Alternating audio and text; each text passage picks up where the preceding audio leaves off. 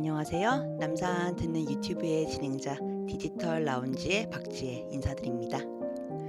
지난 시간에도 5월에는 다양한 기념일이 있다고 말씀드렸는데 이번에는 그 중에서 비교적 숨어있는 편에 속하는 기념일을 말씀드려 보려고 합니다. 아마 알고 계시는 분들도 있으시겠지만 매년 5월 19일은 발명의 날이라고 하는데요. 5월 19일을 발명의 날로 정한 이유는 세종 23년 4월 29일, 그러니까 양력으로 5월 19일이 츠고기가 발명된 날이라고 합니다. 조선시대는 농경사회라서 농사에 큰 영향을 주는 강우의 자연현상에 대한 관심이 지대했다고 하는데요. 그런데 세종 23년 봄에는 가뭄과 큰 비가 번갈아 기승을 부려 기존의 강수 측정 방법으로는 속수무책이었다고 합니다. 이때 당시 세자였던 문종이 종래의 방법 대신 일정 크기의 그릇에 빗물을 받아 측정하는 아이디어를 내놓았다고 하는데요. 몇 개월에 걸쳐 개량한 결과 비가 멎었을 때 측정하고 비가 내리기 시작한 일시와 날씨가 개인 일시를 기록하며 수심은 약 2mm 단위까지 정확하게 재는 과학적인 측정 방법이 제도화되었다고 합니다. 또 5월 19일은 성년의 날이기도 한데요. 그래서 이번 주 선곡으로 청춘과 관련된 곡을 해봤습니다. 첫 번째 곡입니다. 세븐틴의 청춘 찬가.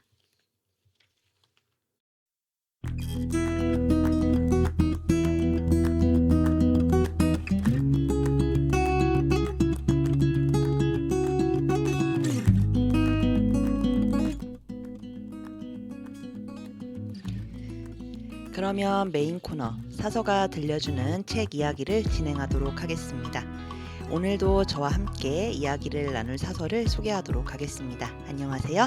안녕하세요. 남산도서관 디지털 라운지 사서 안수빈입니다. 오늘도 잘 부탁드립니다. 본격적인 대화에 앞서 오늘 이야기 나눌 책에 대해 소개하려고 하는데요. 바로 로버트 루트번스타인, 미셸 루트번스타인 작가님의 생각의 탄생입니다. 두 작가님은 부부이자 연구 동반자이신데요. 그중 로버트 루트번스타인 작가님은 미국 미시건 대학교 생리학과 교수로 활동하고 있고 메가더 펠로우십을 수상하셨다고 합니다. 작가님은 인간의 창조성에 남다른 관심을 바탕으로 세상을 바꾼 위대한 천재들의 발상법을 기반으로 하여 이 책을 쓰셨다고 하는데요. 그래서 이 책은 창조적으로 생각하기에 관한 책이라고 합니다. 창조적 사고에 대한 접근법은 통합적이며 모든 분야를 아우른다고 하는데요. 하지만 오늘날 전문화의 추세가 강해지다 보니 지식이 파편화되고 있는 걸 이 책은 문제점으로 지적하고 있습니다. 사람들이 엄청난 양의 정보를 받아들이지만 정작 그것들의 기원이나 의미는 무엇인지, 어디에 사용할 것인지 등에 대해서는 거의 파악하지 못하는 실정인데요. 그래서 현대 사회는 지식의 풍요 속에서 오히려 암흑기를 맞고 있다고 합니다. 그래서 작가님은 책의 앞부분에서는 인류 역사상 가장 위대했던 정신들의 경험을 둘러보고 그들은 생각하기라는 것에 대해 어떻게 생각했으며 생각하는 법을 어떻게 배웠는지 언급한 후 뒷부분에서는 창조의 과정에서 개념들이 어떻게 변형되고 종합되는지를 다루고 있습니다. 그래서 이 책의 시작은 생각을 다시 생각하기라는 소제목으로 시작하고 있습니다. 앞서 설명한 대로 오늘날의 교육 시스템은 문학, 수학, 과학 등 과목을 철저하게 분리하여 학생들에게 가르치는데요. 수학자들은 오로지 수식 안에서, 작가들은 단어 안에서, 음악가들은 음표 안에서만 생각하도록 강요받습니다. 하지만 어떤 문제가 생겼을 때 그것을 해결하는 방법으로 한 가지 분야로만 접근했을 때 어려움을 겪을 수 있는데요. 1980년대 노벨 생리의학상을 받은 바버라 맥클린턱이나 알베르트 아인슈타인, 리처드 파인먼 등 기존의 이론을 뒤바꿀 만큼 혁신적으로 문제를 해결한 사람들은 공통적으로 직관을 사용했다고 하는데요. 맥클린턱은 과학적 방법으로 일을 한다는 것은 내가 직관적으로 알아낸 어떤 것을 과학의 틀 속에 집어넣는 것이다 라고 했는데 다른 과학자들도 직관적으로 깨달은 후에 논리적으로 표현하는 2단계를 거친다며 맥클린턱의 의견에 동의한다고 합니다. 아인슈타인은 오직 직관만이 교감을 통하여 통찰력으로 이어질 수 있다. 연구의 성과는 면밀한 의도나 계획에서 오는 게 아니라 가슴으로부터 바로 나온다고 했는데요. 이런 접근은 과학뿐 아니라 예술에도 적용됩니다. 과학자들이 공통적인 문제 해결법이라고 인식하는 것을 예술가들은 공유된 영감으로 이해하는데요. 과학이든 예술이든 모든 해답은 동일한 창조 행위를 통해서 구해지기 때문입니다. 결국 직관적인 생각 도구는 모든 학문에 공통적으로 사용될 수 있음에도 불구하고 모든 과목은 마치 본질적으로 별개의 것으로 가르치다 보면 결국 절반의 생각밖에 할 수 없게 되기에 한 학문과 다른 학문을 엮어줄 수 있는 직관적인 생각 도구를 아는 것이 중요하다고 책은 말하고 있습니다. 이러한 생각 도구는 학문 간 연계뿐 아니라 학교 지식과 실제 경험 간 단절 현상을 방지하는 데도 큰 도움이 된다고 합니다. 인류대학에서 물리학 강의를 듣는 학생이라면 상대성 이론을 나타내는 아인슈타인의 방정식을 수학적으로 풀 수 있는 실력을 지니고 있지만 이 방정식을 실생활에 적용할 수 있는 학생은 몇 명 되지 않는데요. 인문학의 주된 학습법도 실제를 알려주기보다는 의사 전달과 분석에만 치우쳐 있어서 현실과 동떨어져 있는 건 마찬가지라고 합니다. 예술 역시 작품을 감상할 때 그것을 형성한 근원적인 경험으로부터 멀어질수록 예술과 무관한 영역 속에 적용시키기 어려워진다고 하는데요. 즉, 교육에서 무엇과 어떻게의 결별은 곧 어떤 것을 안다는 것과 이해한다는 것이 분리되는 결과로 나타나게 된다고 합니다. 그리고 이것은 실제와 환상이 분리되는 결과도 가져왔는데요. 작가이자 화가인 폴 호거는 존재하지 않는 것을 상상할 수 없다면 새로운 것을 만들어낼 수 없으며 자신만의 세계를 창조하지 못하면 다른 사람의 묘사하는 세계에 머물 수밖에 없다고. 더 나쁜 것은 환상을 볼 수 있는 통찰력을 갖춘 마음의 눈을 개발하지 않는다면 육체의 눈으로는 아무것도 볼 수 없다고 했는데요. 예술은 사람들이 진실을 깨닫게 만드는 거짓말이라고 합니다. 사진, 드로잉, 글 같은 것들은 사실상 잉크나 은으로 얼룩져 있는 종이에 지나지 않는데요. 이것들이 하나의 실제로서 다시 태어나는 곳은 바로 우리들의 마음속입니다. 그리고 이 탄생은 이것들이 상징하는 감각적이고 정서적이며 경험적인 느낌을 재창조할 수 있는 우리들의 기술에 달려 있다고 합니다. 즉, 우리가 이것들을 받아들여야 진실이 되며 진실로 만드는 창조적이며 생산적인 사고는 내적 상상과 외적 경험이 일치할 때 이루어진다고 책은 말하고 있습니다. 상상력을 학습하는 13가지 생각 도구는 관찰, 형상화, 추상화, 패턴 인식, 패턴 형성, 유추, 몸으로 생각하기, 감정이입, 차원적 사고, 모형 만들기, 놀이, 변형, 통합으로 구성되어 있는데요. 분량이 만만치 않아서 이 중에서 저희가 꼭 언급하고 싶은 4가지 생각 도구에 대해서 순차적으로 이야기하려고 합니다. 수빈 사서님은 13가지의 생각 도구 중에서 어떤 게 인상적이었나요? 네, 저는 맨 처음 나오는 관찰이 인상적이었는데요. 모든 지식은 관찰에서부터 시작된다는 첫 문장이 인상적이었습니다. 세계를 정밀하게 관찰할 수 있어야 행동의 패턴들을 구분하고 패턴들로부터 원리를 추출하고 사물들이 가진 특징에서 유사성을 이끌어내고 행위 모형을 창출할 수 있으며 효과적으로 혁신할 수 있다고 합니다. 그래서 관찰은 분야를 막론하고 꼭 필요한 능력인데요. 관찰은 시각 분야에만 국한되지 않는다고 합니다. 열대 조류 전문가인 생물학자 저레드 다이아몬드는 청각적 관찰도 크게 강조하는데요. 뉴기니의 밀림은 너무 빽빽해서 새를 볼 수 없다. 단지 귀로 새소리를 들을 수 있을 뿐이다. 어느 날 아침 열대우림으로 들어가서 다음 날 아침이 되기 전에 그곳을 빠져나왔는데 아침 7시 30분까지 총 57종의 새소리를 듣고 무슨 새인지 알아냈다. 눈으로는 한 마리도 보지 못했다고 합니다. 한 감각기관이 마비되면 다른 감각기관의 의존도가 높아질 수밖에 없게 되는데 우리가 흔히 무시하는 감각 자극을 이용하면 훌륭한 통찰을 얻을 수 있다고 합니다. 보고 듣는 것 이외에도 냄새나 맛도 관찰에서 중요한 역할을 합니다. 즉, 예리한 관찰자들은 모든 종류의 감각 정보를 활용한다고 볼 수 있는데요. 하지만 관찰하는 것과 관찰하는 곳을 일정한 방식으로 표현하는 것은 마음이 하는 일이기에 객관적 관찰은 가능하지 않다고 합니다. 왜냐하면 우리가 보고, 기록하고, 구축한 모든 것들은 왜곡되고는 하기 때문인데요. 생각에서 무엇이 중요한가를 관찰하는 우리의 행위도 우리 자신이 갖고 있는 정신적 편견과 개인적인 경험에 영향을 받기 때문이기도 합니다. 그래서 관찰은 생각의 한 형태이고 생각은 관찰의 한 형태가 되는데요. 관찰의 목적은 감각적 경험과 직접 의식을 가능한 한 가깝게 연결하는 데 있다고 합니다. 이러한 관찰은 훈련을 통해 길러질 수 있다고 하는데요. 추리작가 아서 코난 도일은 미술이 관찰 기술을 숙달시킨다는 가설을 내세웠는데, 시각 예술이 어느 정도까지는 시각적 인지 능력을 향상시키는 데 유용하다는 사실이 밝혀졌다고 합니다. 수많은 시인과 소설가, 과학자들이 시각 예술을 공부한 것이 우연이 아니라고 할 수 있는데요. 특히 19세기에는 과학자, 의사에게 드로잉은 필수였다고 합니다. 현재도 임상의와 화가는 둘 다 특별한 시각적 감지 능력을 필요로 하는 공통점을 가지고 있으며, 겉으로 보이는 것 너머에 있는 것을 봐야 한다는 주장이 통용된다고 합니다. 관찰은 음악을 공부하면서도 키울 수 있는데요. 앞서 나온 제러드 다이아몬드가 새소리를 식별할 수 있었던 것은 음악 공부 덕분이었다고 합니다.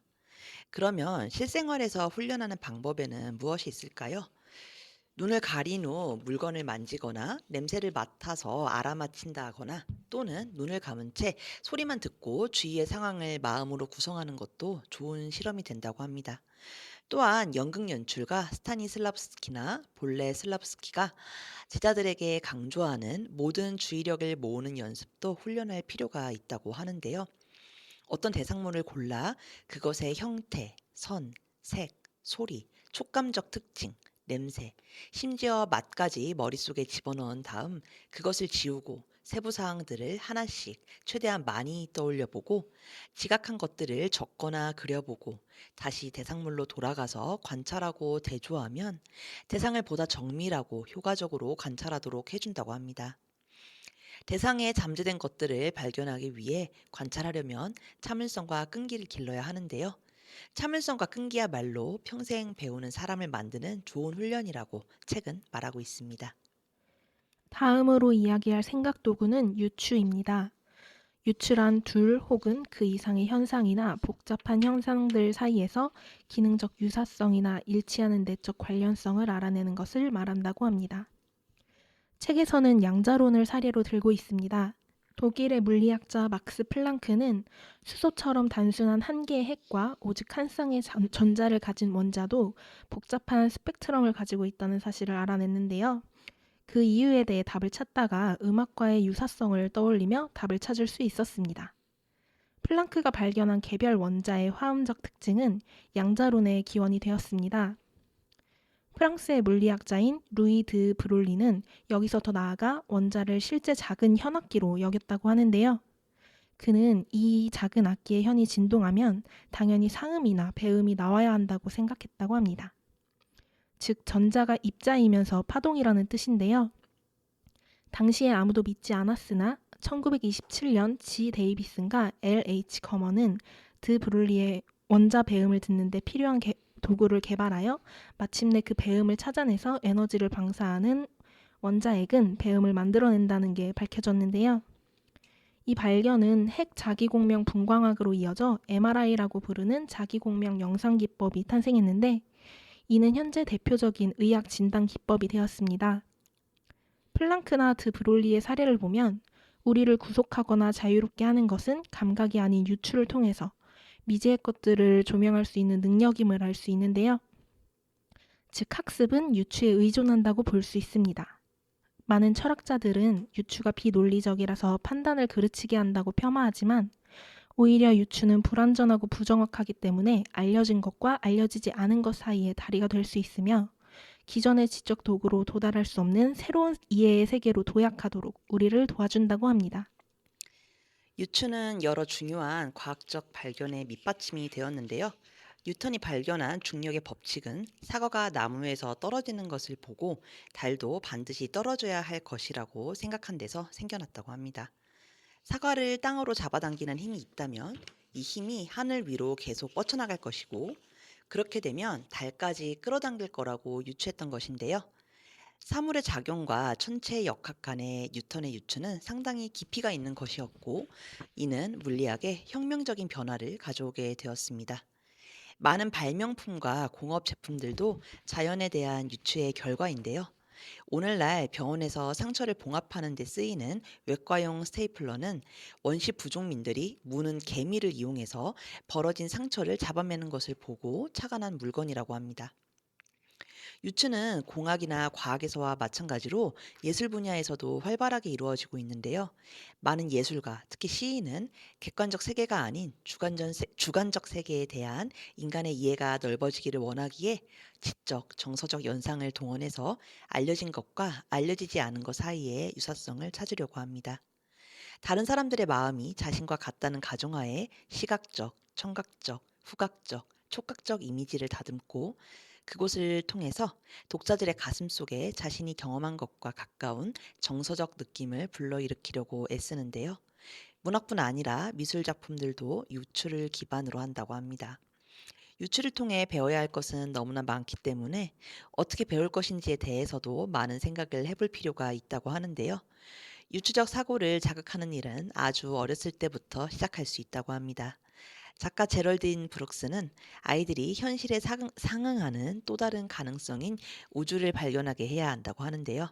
꽃을 사람으로 보고 버섯을 요정의 계단이라고 말하는 어린아이들에게 장난감을 장난감이라고 고지곳대로 말한다면 그들의 상상력이 얼마나 훼손될지 생각해 보라고 합니다. 세 번째로 이야기할 생각 도구는 감정이입입니다. 감정이입은 다른 사람의 몸과 마음을 통해 세계를 지각하는 것이라고 합니다.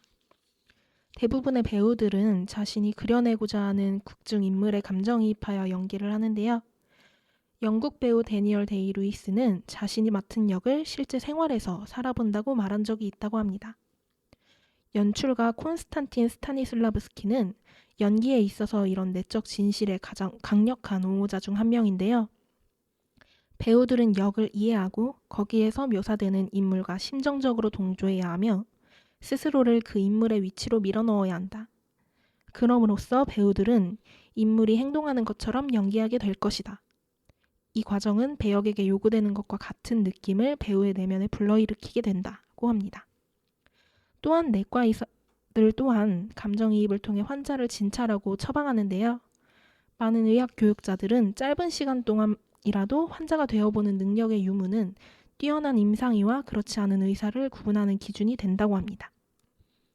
감정이입을 하면서 환자를 돌보는 사람들은 생소한 검사나 절차 앞에서 환자들이 느끼는 두려움을 알 수 있다고 하는데요.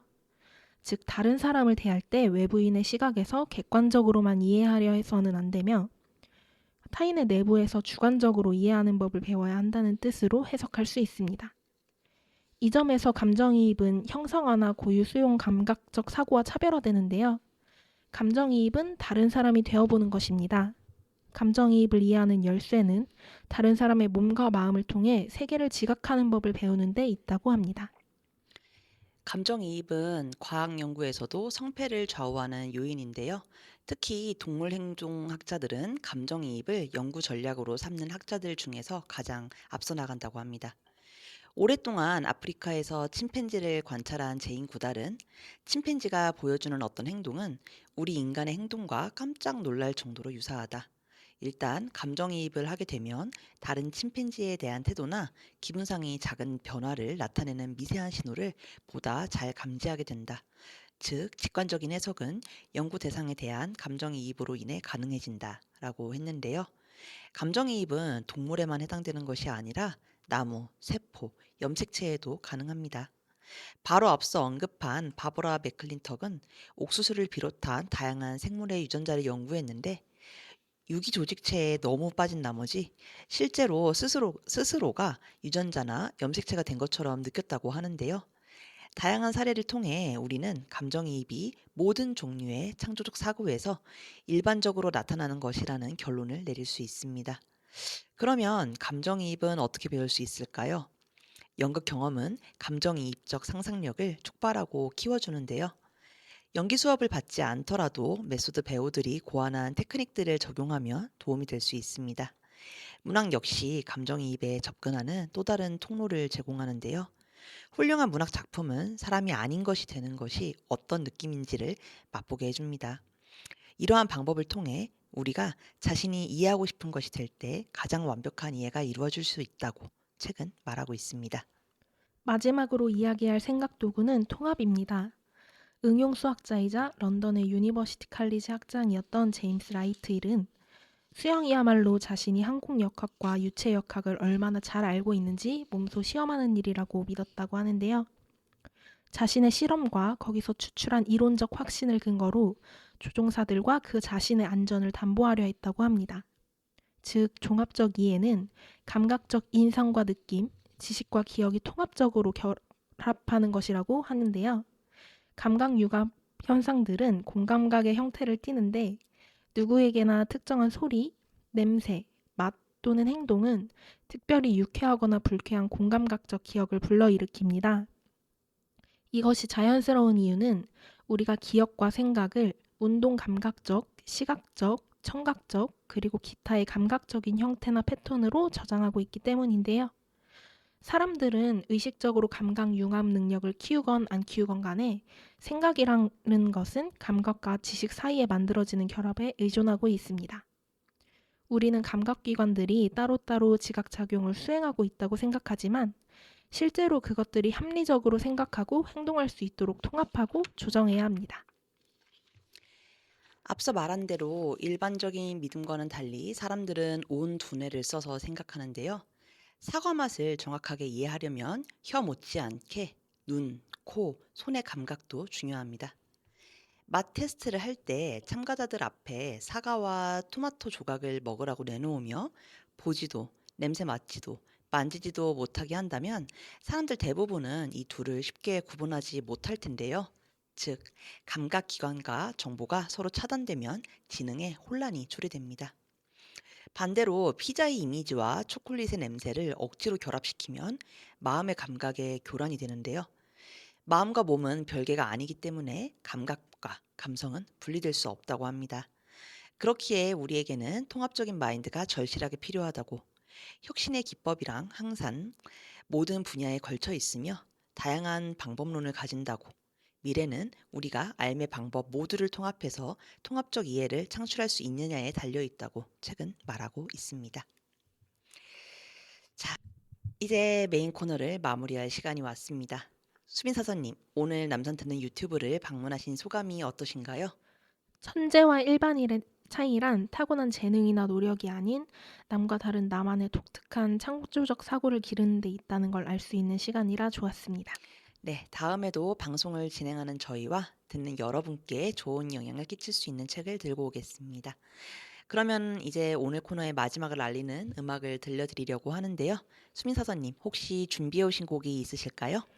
성년의 나를 떠올리니 장미꽃이 생각나서 찾아봤는데요. 우예린의 붉은 장미로 정해봤습니다. 그러면 수빈 사서님이 선곡해 주신 우예린의 붉은 장미 들으면서 이번 코너 마치도록 하겠습니다. 감사합니다. 감사합니다.